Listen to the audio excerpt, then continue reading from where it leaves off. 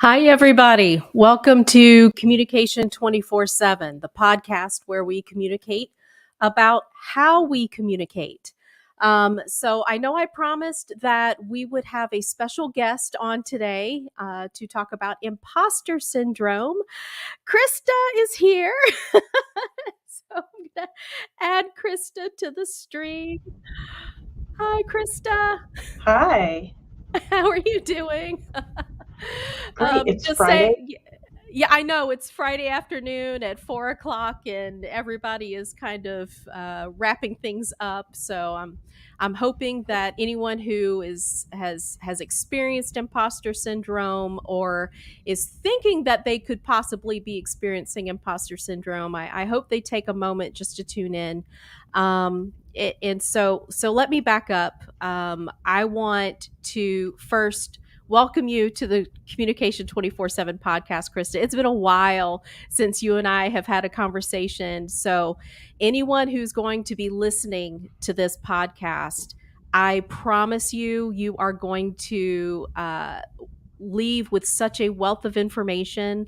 Chrysta is amazing. The last time I had to talk with her, it just opened my eyes to so many things about myself. I left that conversation stronger and feeling more confident. So hyping you up there because you deserve it so much. Now I'm going to shut up for a moment. I want Chrysta, please introduce yourself and let us know your background and what you've been up to. Okay. Well, I always hate the part of introduce yourself, right? I don't know if anyone else feels that way. And does this tie into imposter syndrome? Very possibly, because it very much feels like anytime you go to a networking event, for example, and you have to give your elevator pitch, it feels very much to me like this feeling of, the microphone being in your face and like justify your value to the world. Oh, and by the way, you have 60 seconds, right? Yes. Yes. and so it's very intense. But I am a career coach, a keynote speaker, and author of the book Beautiful Badass: How to Believe in Yourself Against the Odds. Imposter syndrome is absolutely one of my favorite topics to talk about, in particular because I experience it quite frequently. I have been educating on this topic for about 5 or 6 years now, and it still comes up for me on such a regular basis. And every time I speak about it, I'm always surprised by the representation of people in the room that have experienced it. I mean, the official statistics are like 70% of us will experience it, but I mean, I feel like it's really probably even more than that. You're And probably not just right. one time in Yeah. our life, but like over and over and over again, right?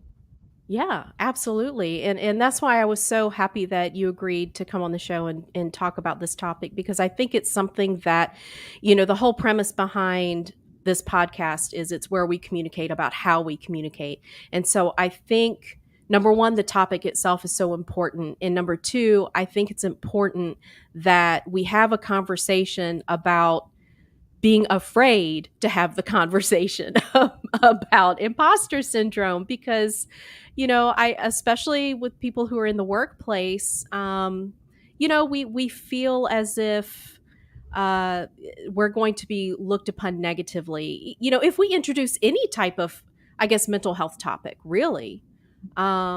So how about we back up just a moment and talk about what is imposter syndrome? How do we know if we are experiencing imposter syndrome? What are the characteristics? What does it sound like when we have that happening? Well, that's a great question. And I'd love to share a little story with you, Mhm. if that's okay. Give me a little Absolutely. bit of leeway here. Hmm. So early on in my business, I knew I wanted to be a speaker, and I attended a multi-day speaker training out of town. And throughout this speaker training, we got a lot of opportunities to get up on stage, get up on stage, get up on stage. And on the last day of training, right at the end of the day, we had an opportunity to get up on stage one more time. And the facilitator said, okay, we have one more get up, but this one is going to be voluntary because we don't have time for everyone. Hmm. So if you want to get up on stage and one more time, go ahead and line up at the side of the stage, and we'll take those people who volunteer. So I'm sitting there in my seat, and the first thought that popped into my head was, I want to get up on stage one more time. And the thought that followed immediately after was this voice in my head, and it said, who do you think you are? Mm-hmm. Mm-hmm. Mm-hmm. Who do you think you are? Mm-hmm. What's going to happen if you get up and rush over to get in line at the end of stage, if you volunteer? What are people going to think of you? Do you think you deserve this opportunity? Do you think that you should be up there instead of anyone else in this room? What are people going to think of you? I mean, if they hear from you one more time, are there people in the room who are going to be thinking, oh, not her again, right? Right. So this little voice in my head, which I like to call the itty bitty shitty committee, boy, it had a lot to say. And so I stayed in my seat. I listened to that itty bitty shitty committee, and I stayed in my seat. I didn't get up. I stayed there. And then the facilitators of the event said, okay, everyone who's in line now, that's all we're going to have time for. Mm-hmm. So I was sitting at the end of the front row, right by the stairs, the steps to walk up onto stage. And so I saw person after person who had been braver than me walk up onto stage to take their opportunity, to take up their space, to get up on stage one more time. And every person that walked by me, I just felt this pit in my stomach. And now the same itty bitty shitty committee had a whole nother messaging for me. And it was like, why didn't you go line up? You paid money to attend this training. You traveled, you took time off your business. You had, you paid for your travel, like all of this stuff. Why would you not take every possible opportunity to get better at this thing that you want to do? Mm-hmm. Which at this point, I'd actually already been speaking really regularly, 2 to 3 times a month for a couple of years. So, I had quite a lot of speaking experience under my belt. So I'm watching the clock and watching the line and thinking to myself, like, maybe if they get through everyone, they'll say, oh, we have time for a few more, right? And it became pretty clear to me as I was watching the clock and the line and the clock and the line that that was not going to happen. And the second to last speaker, she paused before she walked up onto the stage, and she changed her direction, and she came over to me at the end of the front row, and she said, Chrysta, I want you to take my place. And I was like, what? What is happening here? Why? And so she repeated herself, because I think I just sat there sort of frozen. And she said, Chrysta, I want you to take my place because I think you have something important to say, and I want to hear from you again. So I got up on stage and I told some version of this exact story, and I was like literal tears, right. crying. And some of the people in the audience were crying, and it made me think, like, this is a really relatable experience. Yes. Right? That voice that tells us, like, you don't deserve this opportunity. Who do you think you are? You better stay in your seat. And so that day there on stage, I vowed, like, I am not going to stay in my seat any longer. I am just going to get up and do the thing. Right? Mm-hmm. And so a couple of months after that experience, I was asked to give a presentation on imposter syndrome. And I didn't know, I knew a little bit about imposter syndrome. I didn't know that much. So I started studying it. And the sort of official definition is the persistent fear of being found out as a fraud. So I had heard that definition before. And I didn't really think it applied to me because I thought, well, my itty bitty shitty committee, I told you what it said, right? Fraud, the word fraud was not used in there. Right. It had different languaging. But as I studied more about what imposter syndrome is, I realized, oh, that day at that training, that's exactly what was happening for me. I was experiencing imposter syndrome. And yeah, the voice in my head doesn't use the word fraud or fake, but it is some version of this story that says, like, you don't belong here. You haven't earned this. You don't deserve this. This isn't yours. And so that's what it can look like, right? So some people really resonate with the idea of, like, the being found out as a fraud. They're like, oh yeah, because that's the language that their inner voice uses, is like, oh, I'm a fake. They're going to find out I don't belong. But, other people, it might have different language, but it's the energy behind this idea that you haven't actually earned and don't deserve the Mm-hmm. opportunities and accomplishments that you've achieved, that they don't really belong to you, they aren't really yours. Okay, so like Right. that's the underlying thing behind Mm-hmm. imposter syndrome. And it started off, this original study that was done where they came up with this concept of imposter syndrome. It was a study of high achieving women, and it was believed at the beginning that this was a phenomenon that primarily impacted high achieving women. But we have since found out that it impacts all genders equally, that it Mm-hmm. impacts all people equally across all kinds of levels of education and race and privilege. Like, it's really a pretty universal experience that so many of us have. And it's that feeling of like, I don't deserve or haven't earned what I have gotten, you know. And it's believed, you know, the current research is that it's believed that it's due to an inability to integrate our accomplishments. So like we're Mm-hmm. getting, we get the win, we get the opportunity, we achieve the thing, but we feel like we didn't actually deserve it or don't earn it. And so we might write off that achievement or that opportunity as like, well, that was just luck or good timing, or I don't know, somehow I pulled the wool over their eyes, like some version of Yeah. that story, right? Yep. So we don't really allow ourselves to really embody what we're achieving and believe and feel that we've really earned it. Mm-hmm. Yeah. So that's, I'm you s- know, uh, I'm so glad that you mentioned the word luck. And first, I'm going to apologize if you start hearing a bunch of banging going on Friday afternoon, right? A bunch of people showed up to do some work on the house, of course, right when we're scheduled. So I apologize in advance if you do happen to hear a bunch of banging going on outside. We'll just try to ignore that. And I would also like to encourage anyone, you know, who ends up watching this while we're doing this live on Facebook, LinkedIn, as well as YouTube.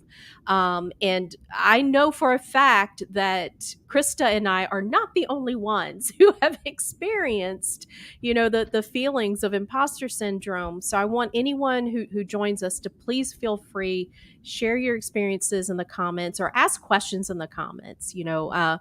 Um, I, I am not a therapist or anything, but but we do come from the aspect of not only having experienced it and studying it, but at least for me, I like to study the aspect of how we're communicating about it because that's such an important piece. And the one thing that I wanted to say is when you mentioned the word luck, um, I didn't even realize that I had I had ingrained imposter syndrome through the language that I use when I talk about myself. I was speaking to another woman who she's an amazing coach. She's a life coach, and we were just having a conversation, and she was asking me about some of my experiences, and I was telling her about when I was a graduate student and how I got into academics, right? How I got into teaching my first class, and I said, yeah, I kind of lucked out in that one of my professors came to me and asked me if I wanted to teach a class that they had, and they didn't have an instructor. So I was really lucky. I lucked into that. And she said, okay, stop, hold on a second. You didn't just luck into that. They came to you for a reason. There was a reason out of all the graduate students that they trusted that you were the one that would be able to teach that class, to take on that responsibility. And I was like, damn. You are so right. I did not even it didn't even register. When we say things like that, we're completely discounting ourselves, aren't we? absolutely. I love that you shared that story. That is so powerful and such a great example. And the languaging is so right. Something I've written about before on my blog, and I wrote about it in my book, and I talk about it, particularly when I talk about imposter syndrome, is how so many of us play this game that I like to call compliment dodgeball.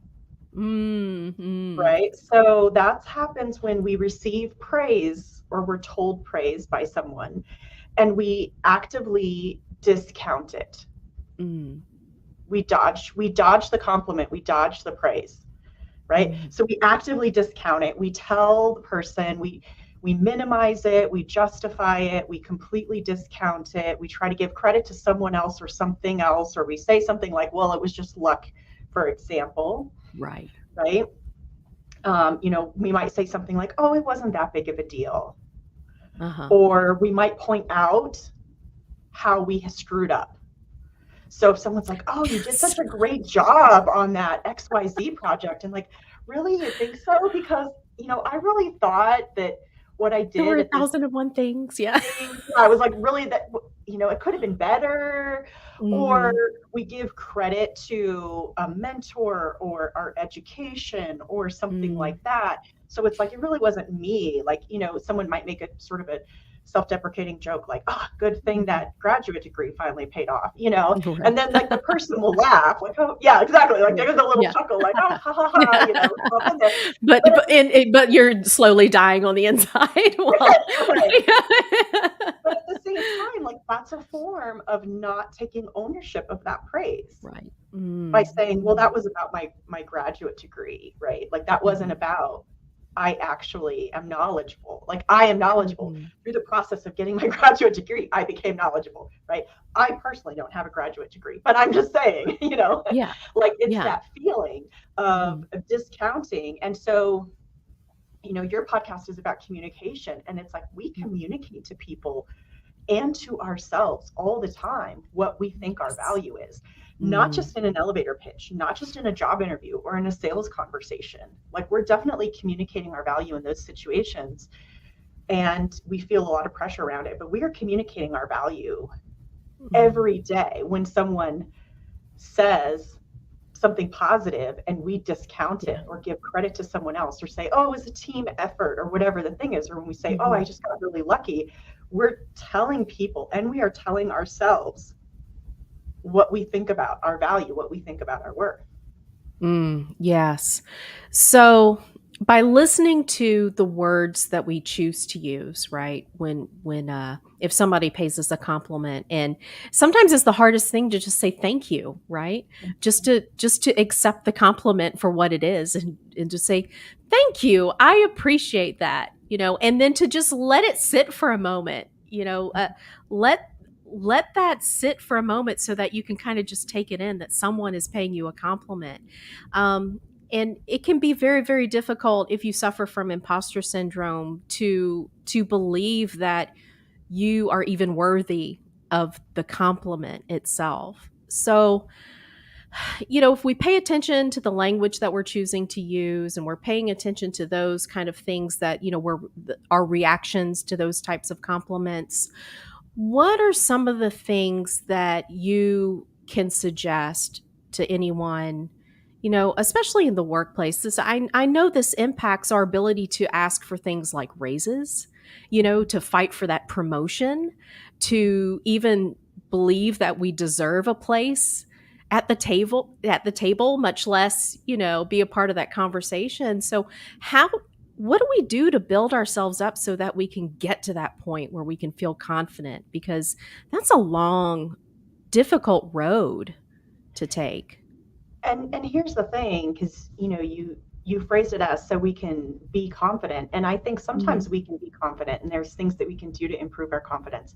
And sometimes we do the things and we're not feeling confident as we're doing them, and we do them anyway, right? Yes. So I just want to point that out too, right? Like, I don't see the goal as reaching a level of confidence that once you're there, you don't have to keep working on this. It's like, you do have to keep working on it.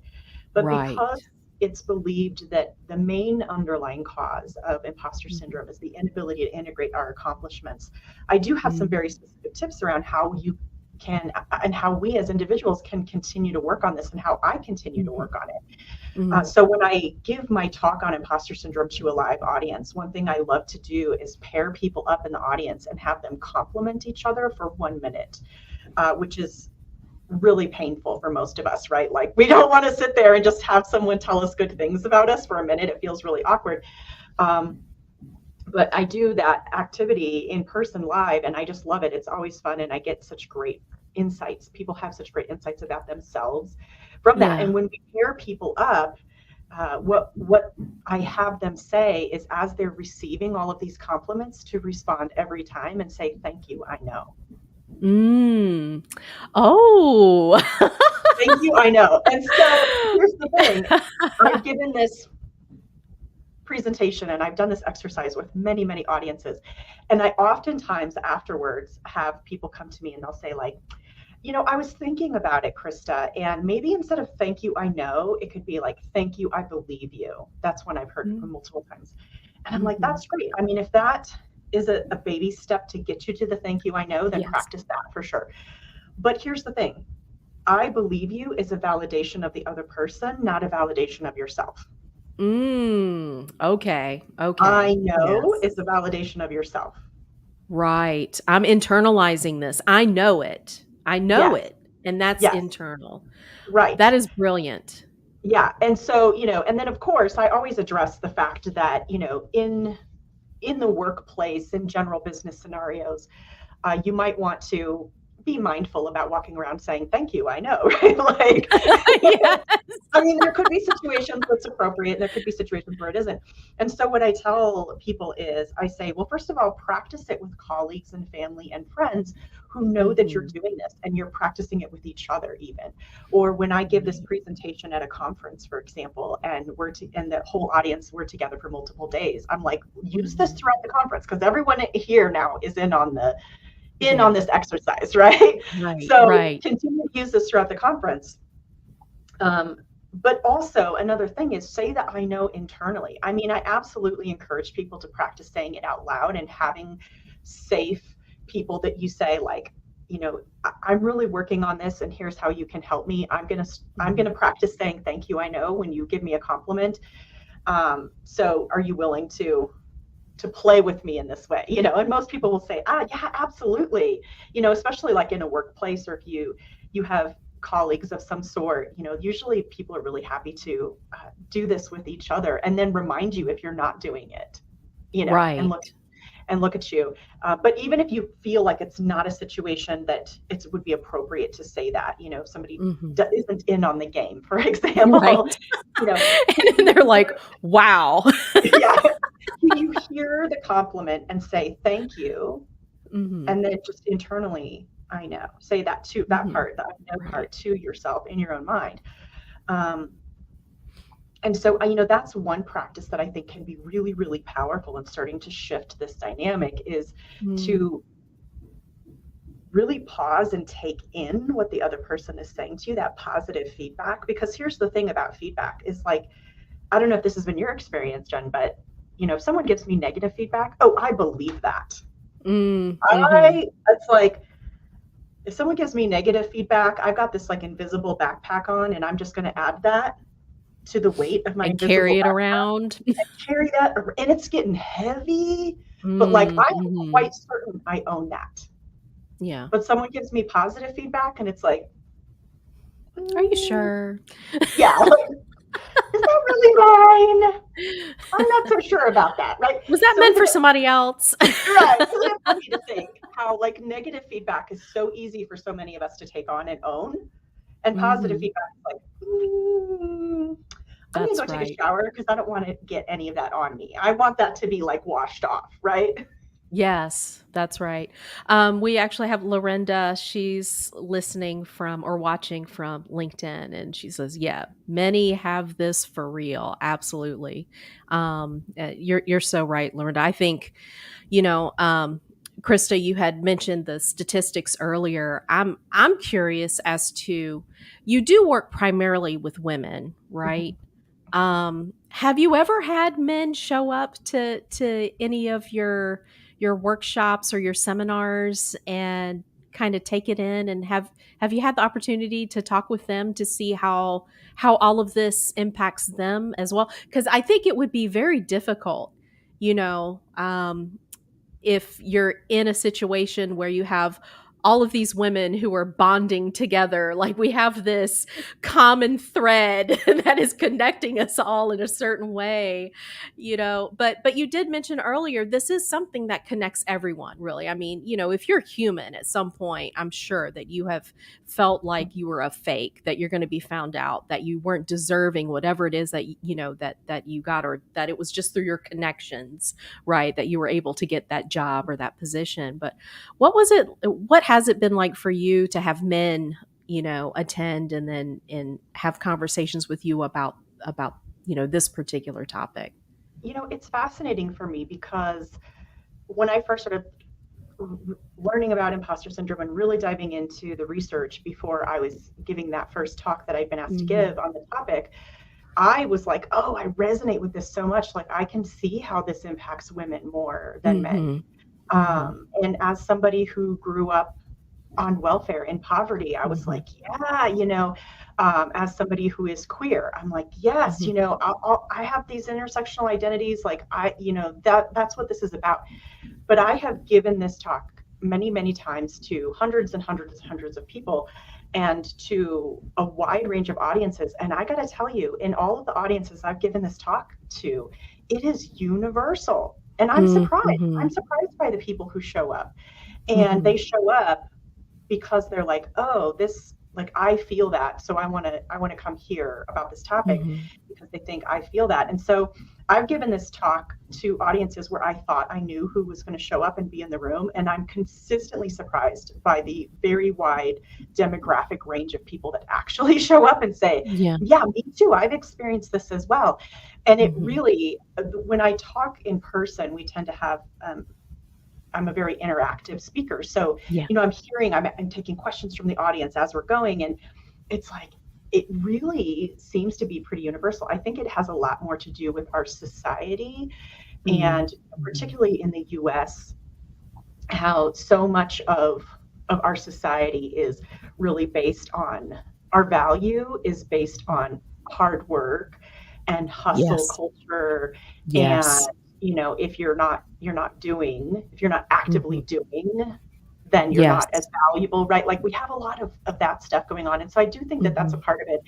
And I think some of it comes from, many of us were raised with this idea of like being humble and don't think too highly of yourself and, don't have too big of an ego. So I think we get it from society at multiple levels, but I have been consistently surprised by the wide demographic of people who show up when I'm giving this talk and say, I have experienced this. And it is not the people that I thought it would be. I mean, it's everyone, right? Like I thought it would be more targeted areas or sections of individuals. And it's really quite broad. I mean, even some individuals like Tom Hanks is a very well-known celebrity, right? That has on record as saying like he has experienced imposter syndrome, like getting his first Oscar. Like he felt like an imposter about getting an Oscar. Right. And this is Tom Hanks. Tom Hanks, yeah. Like, I mean, like what? Right. So wow. I really think it's quite universal. And I believe it's more about our hustle culture, and that in the US in particular, how we value working hard. Yes. It really puts people into a place of feeling like they constantly have to prove themselves and that it's never enough. Yeah. Failure is not an option, right? Yeah. That whole failure is not an option thing. I really resonate with that because just a couple of months ago, I made a very tough decision to put in for a leave of absence. I'm in year 5 of my PhD program, and it just got to the point with focusing on that and focusing on trying to get my business up and going. And it was just, I felt guilty if I was ignoring that to focus on the business. And then I felt guilty if I was ignoring my business to focus on. And so I began to feel as if I was just failing at everything. And I know in my heart that it was a smart decision to put in for a leave of absence. But you're so right. I think because it's so ingrained in us, this hustle culture, we have to go. And for some reason, if you're not able to complete that, there must be something wrong. You have failed in some way. And now there is a very small part of me that even today, as I talk with you, I have that little voice in my head saying, well, you're probably not really at that level anyway, so maybe the reason that you aren't able to get through it is because you're just not PhD material, right? And while you were there, you weren't really, offering a whole lot anyway. So yeah, I think I love having this conversation with you because not only is it resonating for me, but I think it's important for everyone to hear, regardless of where you are. If you're a student, if you're a professional in the workplace, whatever it is that you're doing, yeah, we all have had this little, I love your terminology, the little shitty committee, the itty bitty shitty committee talking to you, in your head, because it is so true. And anyone, I mean, first generation college students, right? You sit there in the classroom, and I was one of those, a first generation college student, a veteran, so I'm a little bit older than the other college students, sitting there going, wow, what the hell's wrong with me? you know, did not do this the quote right way. And I think that goes back to your point of, maybe it is connected to some of the societal pressures, that we have, the values that have been instilled in us, from the beginning.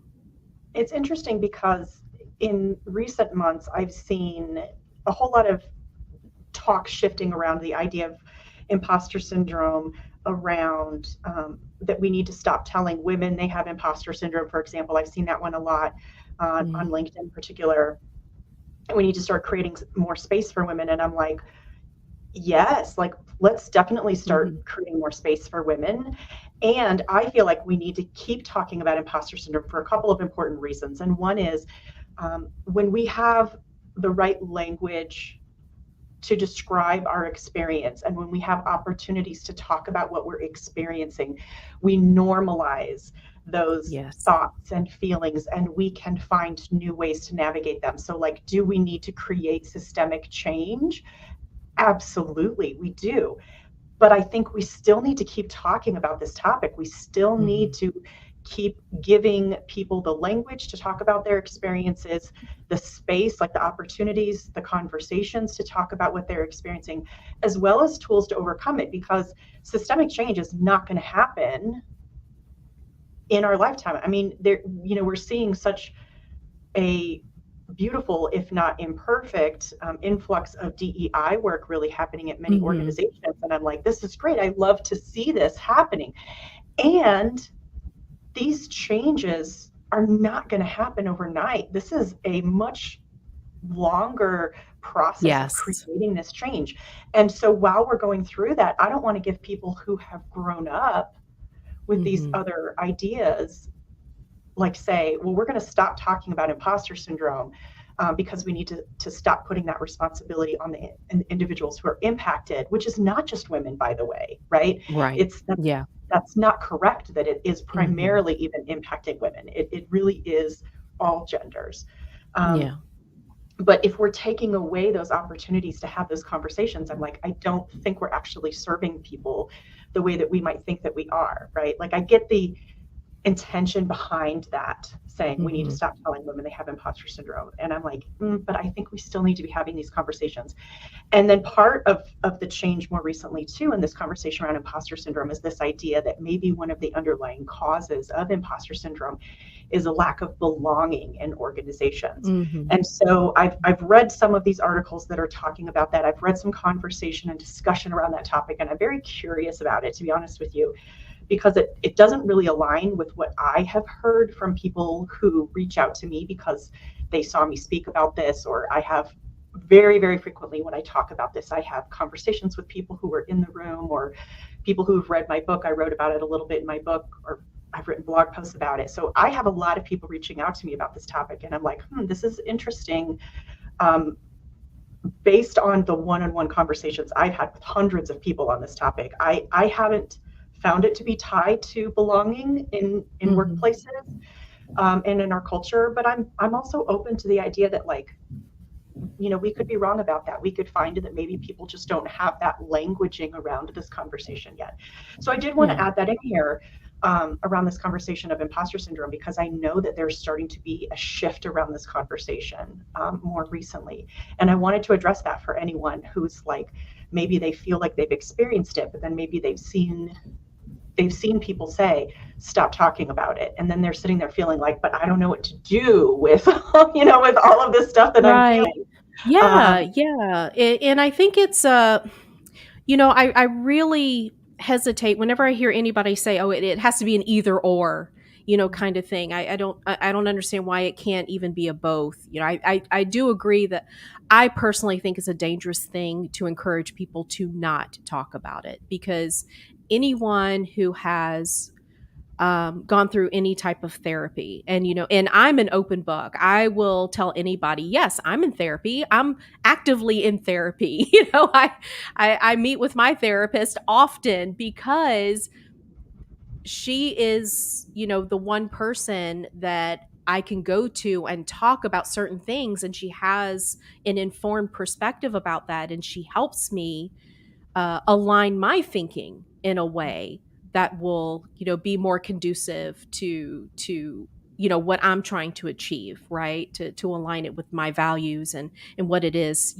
helping me open up the space to become successful, right? In the way that I want to be successful. And that would not happen if there weren't a way for me to talk that out, to talk those things out. And she and I have had conversations just like this about imposter syndrome and where that comes from for me. Because, like you, I grew up, in a similar situation, Section 8, housing, not a lot of money, really not fitting in, trying to figure out. And then you get into middle school and high school, and then it just gets even worse, right? Because now the cliques come, and so where do you fit in the grand scheme of things? So I think there is some things to it. I think there is some truth to that sense of belonging, in a certain way, but still it's inherently, I think, on the inside, like it comes from something so deep that for some reason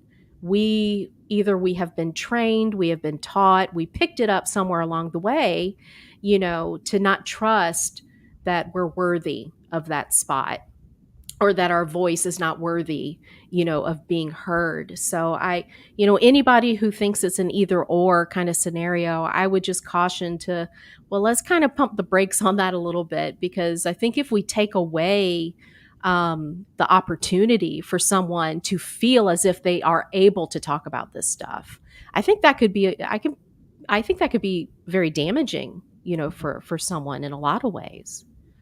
And Lorinda says, yes, keep it in communication. She's agreeing with us. Yeah. Absolutely. Yeah. And yeah, where it stems from, I think, is probably much more complex than we even realize, right? We're scratching the surface, and to continue to be curious about it. And if we have time, I wanted to share at least one more tool around absolutely imposter syndrome differently. Yes. So, looking at how you're receiving positive feedback and praise, we already talked about that in the thank you, I know. But, and even if you choose not to use the thank you, I know, really looking at how do I receive compliments? How do I receive praise? How am I allowing myself to take that in? That's one thing you can do, I think, to engage with imposter syndrome differently. Another one is to keep a regular list of like, what are the ways that you are showing up in the world that you are proud of yourself? And maybe not even just keeping a list, but sharing it with someone else, I think, is even better. So I have a business accountability partner, and we've been accountability partners for 6 years now, I think, so a really long time. And one of the things that we do is every week we check in with each other. And one of the things we check in with each other around is like that, we call it our weekly wins. Like, what were my wins this week? Like, what are the things that I did that I feel good about, that I'm proud of myself? And so that regular practice of giving ourselves credit.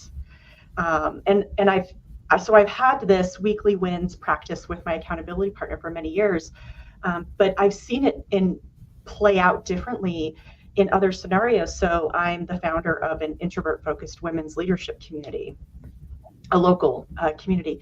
And I asked the question one time at one of our She Goes High events. I said, tell us something that you're proud of. And there were about 20-something women in the room. And out of these 20-something women, only 2 women gave a recent example. And there were women in the room that were saying, like, something I'm proud of. And they were giving an example of something they had done maybe 5 or 10 or even 15 years ago. And I was looking around this room at this group of women and thinking to myself, I know that every woman here is inherently valuable, inherently worthy. I know every woman here is contributing in powerful ways every single freaking day. I know every woman here is showing up brave, is showing up bold, is showing up badass regularly. And we just weren't hearing that when I asked the question. So now at every She Goes High event, we don't do elevator pitches at She Goes High. Instead, we ask the question, tell us something that you're proud of in the last week. And so Yes. we ask in the last week because it's an opportunity to pause and reflect on all of those ways that we are showing up bold, that we are showing up brave, that we are showing up badass. And, so sometimes it's like I set a boundary with, a difficult family member. Sometimes it's that someone is sharing.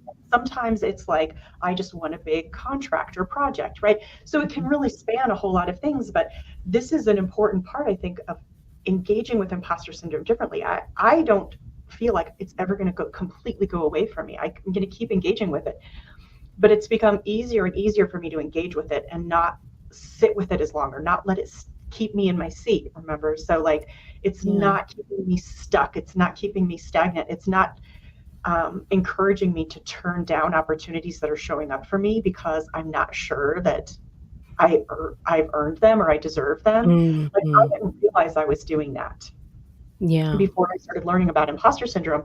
And then I started learning about imposter syndrome and I started being curious, and I was like, wow, there's actually a lot of times that people are showing up to support me or opportunities are showing up. And because I don't feel worthy of them, I'm saying no. And I might tell myself I'm saying no for one reason, because that's a socially acceptable reason, whatever that is, right? But the real reason I'm turning this opportunity down or saying no to the support that's showing up for me is because I don't feel like I'm worth it.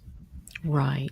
And so, that practice of what am I proud of every single week, and trying to list at least 3 things. When I do my weekly wins with my accountability partner, I try to list at least 3 things. And when at every She Goes High event, when we are saying, like, what are you proud of from the last week? Like, that repeated action of coming up with something and sharing it with another human being and being witnessed in that regularly is like, it's that energetic retraining of like, oh, I am worthy. And here's all the ways, like, I am proud of myself. And even on a week that I had an off week, even on a week that maybe things didn't go as I hoped they would, even on a week that I felt like my life was falling apart, and I think we've all had those weeks as well. Right? I still did something to be proud of, even on those weeks that I felt like my life was falling apart. It's like, even if that thing was, you know what, I got up every single day and I took a shower and I got dressed and I, went to work, or, did something that I needed to do that day. Even that. And so, I think that is part of this ongoing conversation with imposter syndrome is that consistent, like, how am I receiving compliments and praise? Am I really allowing myself to take that in? How am I stopping to pause and reflect and give myself credit for all of the ways that I am showing up in the world? And those 2 practices, I think, are really, really helpful in shifting this dynamic so that I still feel the imposter syndrome, but it doesn't keep me frozen. It doesn't keep me stagnant. It doesn't keep me stuck. And I don't feel as much pain or discomfort from it. I feel like, oh, there's that thought. I know that thought. Okay, well, I don't have to necessarily give a lot of weight to that thought. I don't have to put it in my, imaginary backpack and carry it around with me all day. I can notice it, see it for what it is, and move forward. Yeah. I so appreciate you focusing on the work aspect of it. I think that's an important point, that you've made. Just like in communication, I say it 1,000 times. If I've said it once, it's a skill just like any other skill. You got to work at it to get good at it. While at the same time, you have to give yourself permission to be human, because we are human, newsflash, and we're imperfect beings. And so I think we have to practice that, compassion for ourselves, which in itself is a very difficult thing to do. But I really appreciate that you're focusing on these are some of the things, like daily tasks or weekly things that we can do consistently, put in the work, because it's not an easy thing, to overcome. And even when you look at someone else and you're perceiving them to be at whatever level it is, that you're perceiving them to be, oh, she's written this book, look at how successful she is. And she's a coach and she's traveling around and she gets to work with all these women and engage in all these groups. And Chrysta Bairre, you have it together. You just have it so together. And it's like, you and I both know, walking into those rooms, we have days where we're like, oh, I really don't feel like I have this together, And I think that's so important for everyone to hear that, because it is an ongoing, the work is ongoing. Yeah, it does get better over time, right? The more we practice these skills, the better it gets. Practice makes better, right? It doesn't make perfect, it makes better. So I think that's some valuable advice that you've given. Um, so you are the author of Beautiful Badass. So I'm definitely going to put links in, for your book.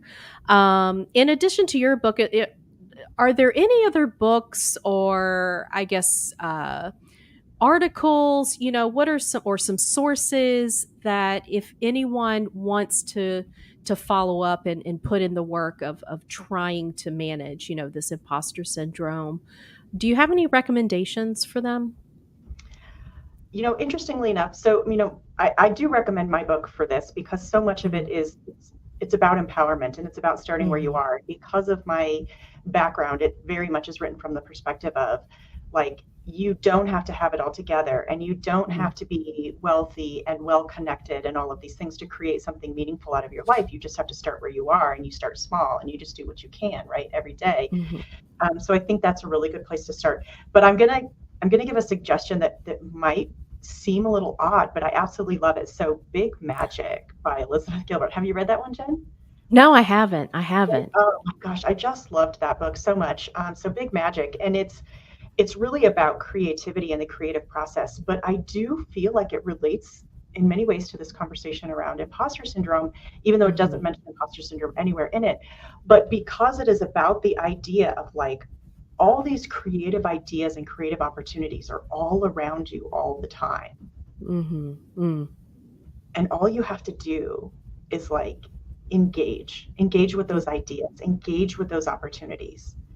And it's written in such an inspirational and motivational way. It's just really beautifully written, a very inspiring book. And even if you don't consider yourself a creative, I just love the concepts that it shares, and this idea that, like, these amazing opportunities are all around you, and all you have to do is take them. Yeah, that's wonderful. All right. So we're definitely going to also put that in the show notes. So we'll have that, as the recommendation in addition to your book. I agree. I think your book is a wonderful read. So I highly recommend it as well. And again, we'll have a link to that. I really wish you're located in Colorado, right? Yeah. I really wish I was located. I want to come to one of your She Goes High events. So I'm kind of salty about that I'm not able to engage. But anyone who ends up listening to this, if you're in that area, I would highly recommend that you get involved with that. I'm a little jealous that I cannot get involved with that. But give us all of your contact stuff, Chrysta. So we'll have that in there as well. How can anybody contact you if they want to, just maybe get in touch and have a conversation or just learn some more? Absolutely. So my website is liveandlovework.com, liveandlovework.com. And so that's a great place to find about all the things that I'm doing, my book, She Goes High, my speaking, coaching, and there's a contact form on there. Also, please connect with me on LinkedIn, Chrysta Bairre. It's weird spelling, but if you're watching this on YouTube or somewhere, you see the spelling in there, and I'm sure it's going to be in the show notes. So please connect with me on LinkedIn. I really love connecting with people and having conversations around these topics and hearing from you, hearing how you were impacted by this. And I want to share a parting thought. So I worked for many years in staffing and recruiting and HR. And through all the years that I worked in that field, I noticed something, which is that most people will go after the job they think they can get rather than the job they want. Mm-hmm. And I noticed this happening over and over and over again. And it was one of the things that led to so many people being underemployed or unfulfilled at work and all of this. And so, that was part of the reason that I became a career coach. But I think, again, this idea plays into that imposter syndrome, right? Because when you're going after the job you think you can get rather than the job you want, or going after the business or the life that you think you can get rather than what you truly want, it's a version of playing small. It's a version of saying, like, I don't know that I'm worthy of that. I don't know that that belongs to me. I don't know that I've earned that. So I'm just going to go after this thing over here that I'm pretty sure I'm worthy of. But if you're pretty sure you're worthy of it, you're probably worthy of a lot more than you're giving yourself credit for, right? Right. And just like that woman who came up to me at that speaking training that I talked about in the beginning, and she said, Chrysta, I want you to take my place on stage. She said, you have something valuable to say, and I want to hear from you again. And so I want to leave all of your listeners with that you have something valuable to say, and someone wants to hear from you. Mm-hmm. That is wonderful. That is wonderful. Chrysta, you are such a blessing. You really are. You have a natural talent for connecting, with others. You have a natural talent for listening and seeing, like you see people. You really do. And that's a blessing, in itself. It's such a talent that you have. And, coming from someone who comes from a background in communication, it's very rare that you can find someone who has that level of compassion and desire for acceptance, right? For other people, because we all know that people can be exasperating and tiring, right? I mean, the human animal is, man, we really make it a challenge to love one another. We really do. But again, I can't sing your praises enough.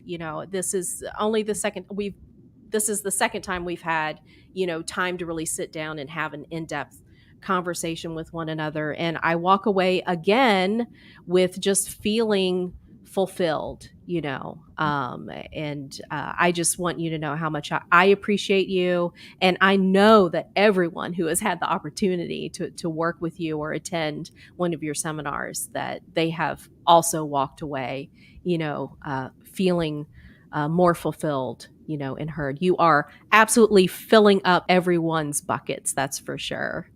Yeah. Well, I want to take a moment to practice what I teach and say, thank you. I know. Yes. I love it. Love it. So, one last time, I'm going to remind everybody that everything that all of the contact information for Chrysta is going to be in the show notes.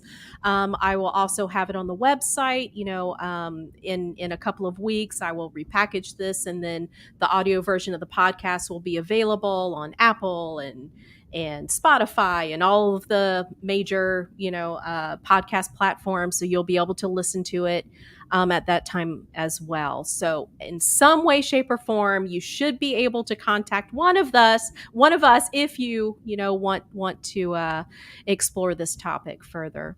All right, so we're going to close it out. Thank you for attending another edition of Unscripted, the live stream for the Communication 24/7 podcast, where we communicate about how we communicate. You all take care, and we'll see you next time. Bye. Bye.